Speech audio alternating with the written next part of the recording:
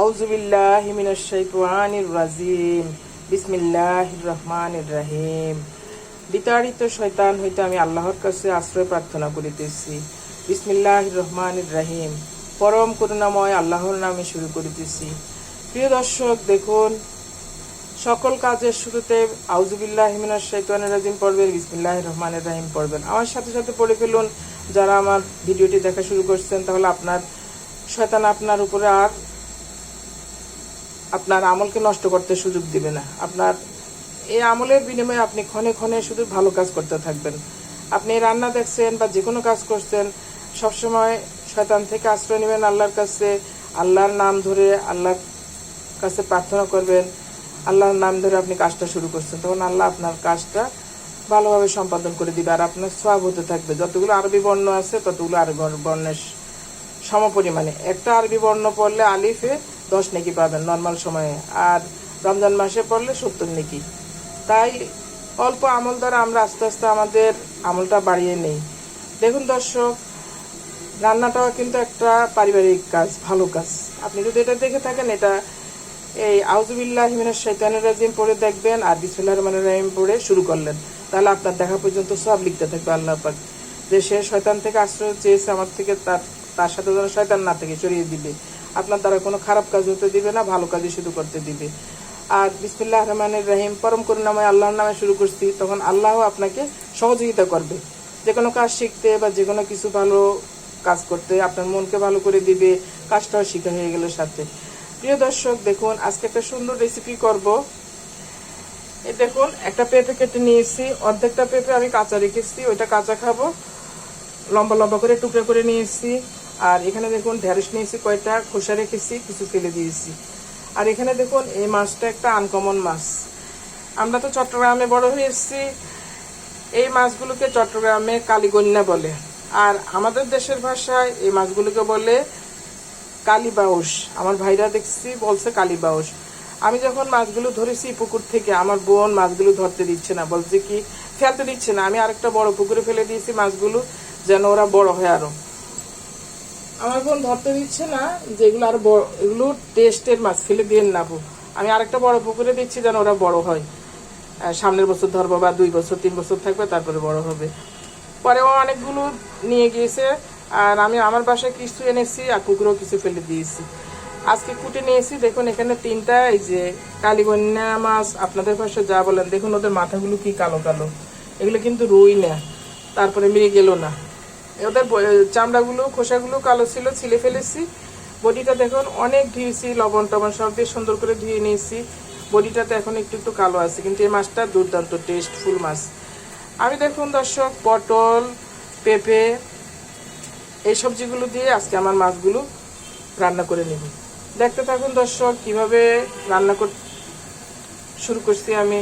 মাছগুলো আমি হলুদ লবণ মাখাইনি আপনাদেরকে দেখার জন্য, যেটা হলো অন্য একটা মাছ। এই মাছটার টেস্ট, নামটা জেনে নিলেন, আর আপনাদের ভাষায় কি বলেন বুঝে নেবেন এটা কি মাছ।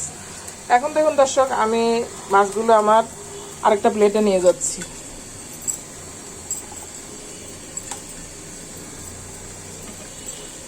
প্লেটে নিয়ে গেলাম।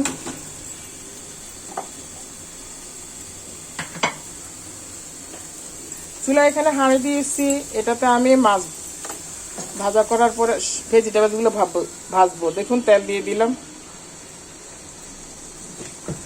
এই চুলায় হাঁড়ি দিয়েছি, এটাতে আমি মাছ ভাজি করব।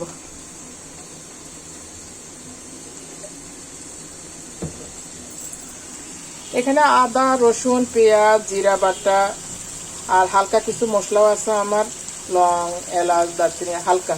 এটা আমি কোরবানির মাংস রান্না করার জন্য একটু মশলা আলাদা করে তৈরি করে নিয়েছি, সেই মশলাটা দিয়েছি। এই মশলা দিয়ে রান্না করলে তরকারিটাও খুব ভালো হয়। তাই প্রতিদিন আর তরকারি করতে হয়, মশলা করতে হয় না আমার। সহজে ব্লেন্ডার করা মশলা দিয়ে রান্না করে নিচ্ছি ঈদের পর থেকে। হলুদ দিয়েছি, দেখুন এখানে মরিচের গুঁড়া দিয়ে দিচ্ছি।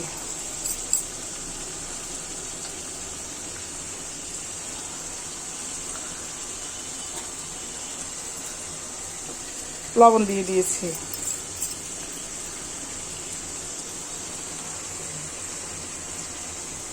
তেলে দেখুন জিরার ফোড়ন দিচ্ছি।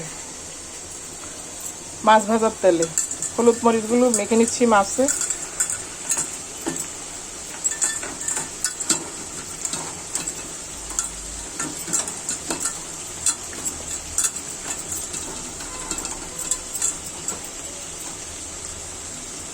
মাছগুলো আমি সুন্দর করে কুটে নিয়েছি, তারপরে লবণ দিয়ে ধুয়ে নিয়েছি ভালো করে কচলে কচলে। লবণ দিয়ে ভিজিয়ে রেখেছিলাম কিছুক্ষণ।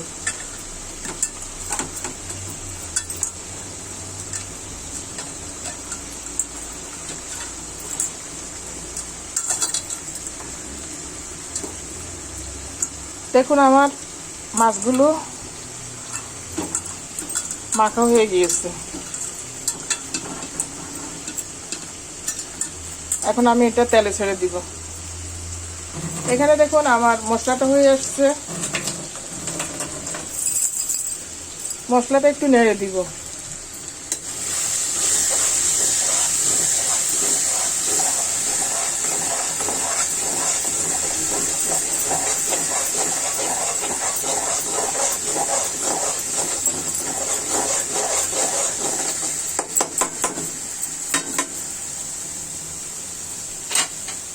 আর একটু হোক, তারপর আমি তরকারিটা এটাতে ভাজা করে নিব। এখানে দেখুন আমার চুলাটা একটু বাড়িয়ে দিচ্ছি, এতক্ষণ চুলাটা কমে ছিল। তেলটা একটু নেড়ে দিচ্ছি।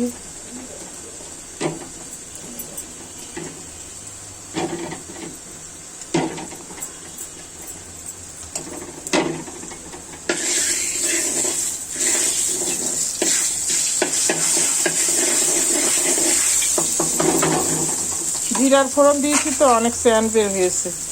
দেখুন দর্শক, মাছগুলো ছেড়ে দিচ্ছি।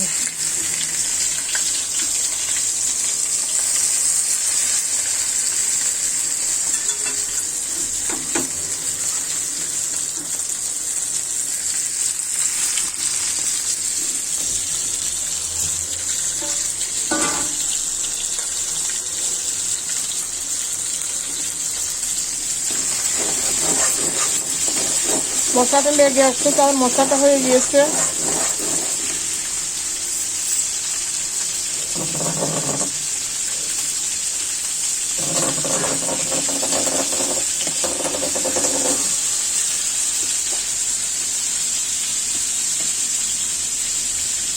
এখন আমি আমার ভেজিটেবলসগুলো দিয়ে দিচ্ছি এখানে।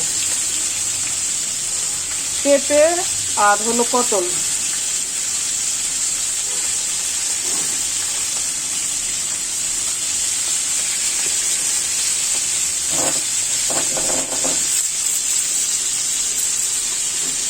এটা নেড়ে দিব।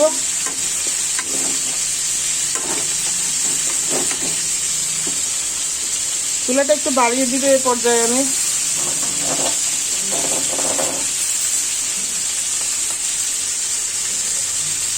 এখানে মাছ হচ্ছে,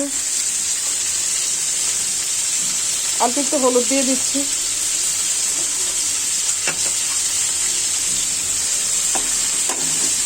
আমার এই মশলাটাতে দর্শক সরিষা বাটা আছে সাথে একটু।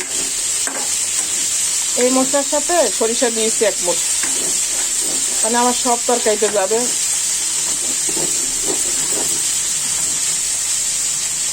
ইচ্ছে হলে আপনি এমন করে মশলা করে নিতে পারেন। আদা, রসুন, পেঁয়াজ, সরিষা, দারচিনি ভিজিয়ে রেখেছি, তারপরে শুকনো মরিচ, পেঁয়াজ, লং,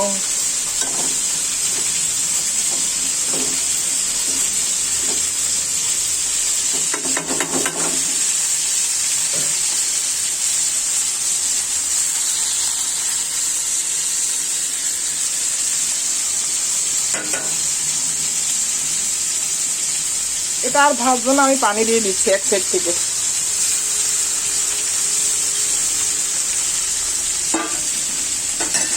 মাছের পানিটা দিয়ে দিয়েছি।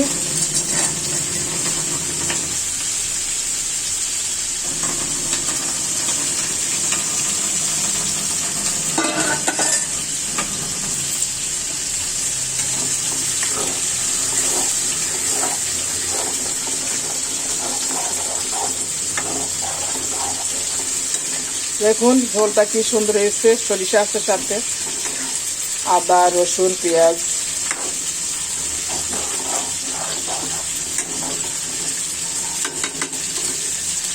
এটাতে আমি শুকনো মরিচও ব্লেন্ডার ভিজিয়ে রেখে ব্লেন্ডার করে দিয়েছি, তেজপাতা ব্লেন্ডার করে দিয়েছি। দেখুন আমার মাছগুলো হয়ে গেছে, এক পিঠ উঠিয়ে দিচ্ছি।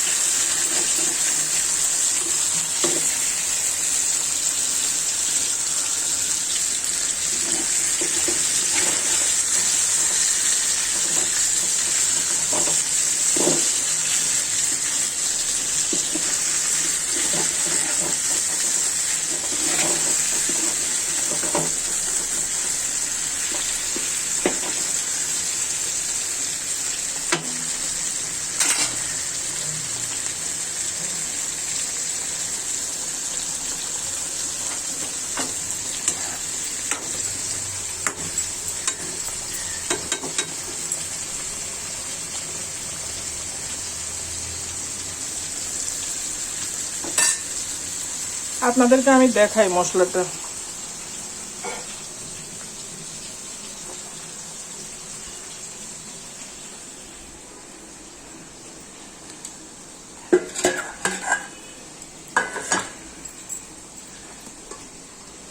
এই যে দেখুন,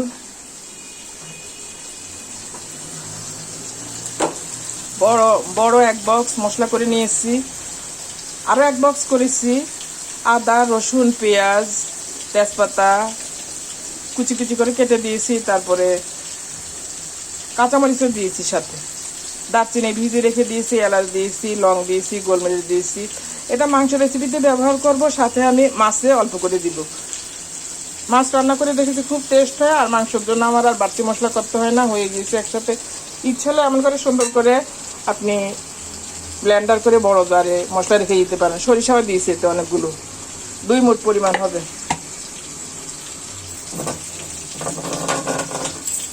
দর্শক দেখুন আমার মাছগুলো হয়ে গিয়েছে, মাছগুলো আমি তরকারিতে দিয়ে দিব এখন।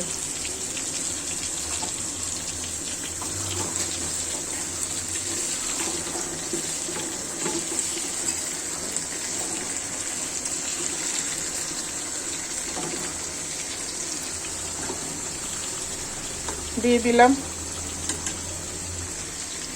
বড় মাছ তো আমি মাথাটা ভেঙে গিয়েছে, 2 হাতে ধরলে ভাঙতো না, আরেকটা চামচ ব্যবহার করতে পারলে।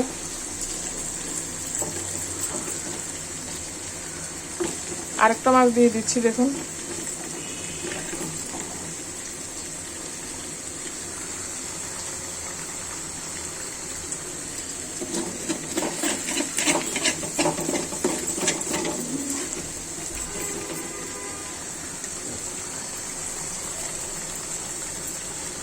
দিয়ে দিয়েছি, আমি এখন আমার মাছের কড়াইটা ধুয়ে দিব। দেখুন কি সহজে আমার রান্নাটা হয়ে যাচ্ছে। 2 চুলা দিয়েছি একসাথে। প্রিয় দর্শক, একদিন আমার ভাই এসেছিল বাসায়, একটা সিমেন্টের কাজ দ্রুত হয়েছে আমি বললাম ইউটিউবে। তখন আমার ভাই বলতেছে, রান্নার ভিডিওগুলো যে দেখেন, অনেকগুলো ভিডিও অল্প সময়ে দেখায়, এগুলা কি রান্না থেকে অল্প সময়ে হয়? এগুলা কি এভাবে হয়ে যায় 1 সেকেন্ডে? ওরা কেটে কেটে এগুলো দেখায়, মানে ওর কথা মনে হলে যে ওর ভালো লাগে না আর কি, এই অল্প সময় এটা করে কাজটা ভালোভাবে দেখা যায় না। তাই আমি নিজেও এটা আমার কেমন যেন মনে হয়, মানে 4 মিনিট 5 মিনিটে রান্নাটা দেখে ফেললে কি রান্নার পুরো জিনিসটা আমি দেখলাম না। তাই আমি রান্নার ভিডিওগুলো বেশিরভাগ সময় পরিপূর্ণ ভিডিওটা দেখাবার চেষ্টা করি। যারা নতুন তারা বুঝতে পারবে যে আর কতক্ষণ সময় রাখলো, মাছটা কীভাবে দিল, কতক্ষণ রেখে উঠালো, তারপরে আমি হাঁড়িটা কীভাবে ধুয়ে দিলাম, সবগুলো টেকনিক তখন নতুন রাঁধুনিরা শিখতে পারবে। আমার একটা কাপড় লাগবে, এটা তো ছিল না, এখানে ছিল, এখন তো নিয়ে গেছে। দেখি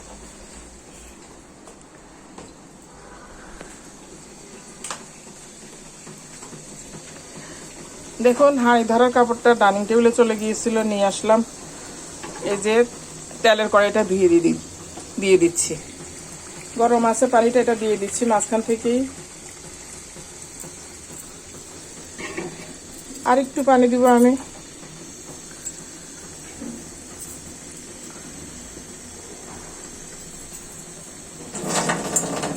এমন করে আপনি কালীগন্ডা মাছ দিয়ে, পেঁপে দিয়ে, পটল দিয়ে সুন্দর করে আমার মতো সরিষার বাটা, তারপরে শুকনো মরিচ বাটা, আদা রসুন সব ব্লেন্ডার করা, তেজপাতা, হালকা দারচিনি, গরম মশলা সবই আছে, সুন্দর করে রান্না করে খেয়ে দেখবেন। এই রেসিপিটা খুবই টেস্ট হয়। আর একটু পানি অ্যাড করে দিচ্ছি।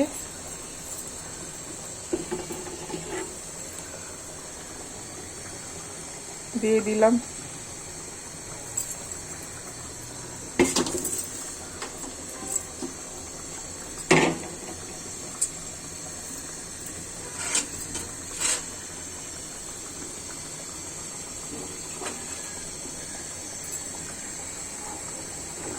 এখন আমি মাছগুলো একটু ডুবিয়ে দিব।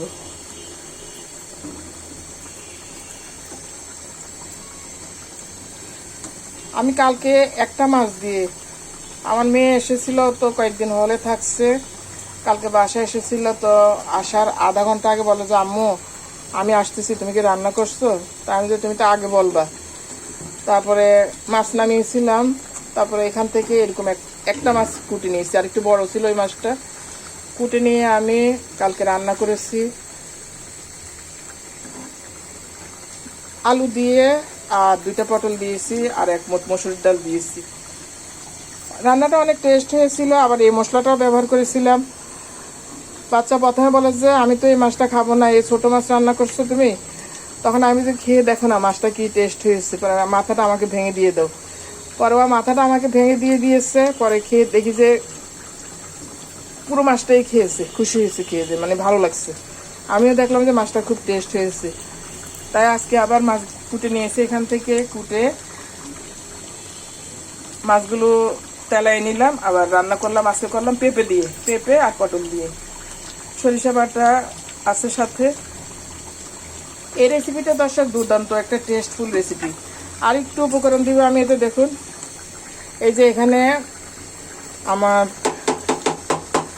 বিরিয়ানির মশলা আছে, এখান থেকে অল্প করে একটু বিরিয়ানির মশলা দিব, অল্প পরিমাণে। এই বিরিয়ানির মশলাটা আমি আগে থেকে ব্যবহার করি নাই, বিরিয়ানি রান্না করতাম। এবার আর বিরিয়ানি রান্না করছি না, ভালো লাগে না আমার কাছে। আমার খালি মাংসটাই ভালো লাগে, আর বিরিয়ানি করতে গেলে ভালো লাগে না। তাই দেখলাম যে মশলাটা তো সময় হচ্ছে, নষ্ট হয়ে যাবে, এটা একটু মাছ তরকারিতে ব্যবহার করি। দেখি যে মাছ তরকারিতে অল্প পরিমাণে দিলে মাছ তরকারিটা আলাদা টেস্ট হয়ে যায়। তা আমার ব্লেন্ডার করা অনেক মশলা আছে, আবার একটু বিরিয়ানির মশলা অ্যাড করে দিলাম। অল্প করে নিচটা নেড়ে দিব।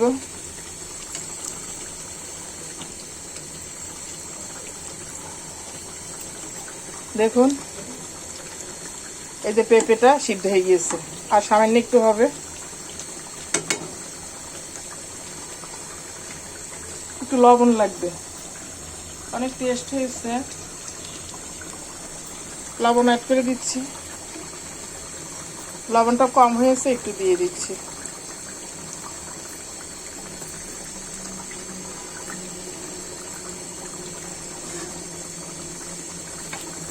দেখুন এই যে ঢেকে দেয় না, পটলগুলো সবুজ আছে, একদম সম্পূর্ণ সবুজ। আর সরিষা দেওয়াতে দেখুন ঝোলটা কেমন গাঢ় হয়েছে, আর কি সুন্দর হয়েছে। প্রিয় দর্শক, আমার রেসিপিটি ভালো লেগে থাকলে আমার চ্যানেলটি সাবস্ক্রাইব করুন, লাইক করুন, কমেন্ট করুন।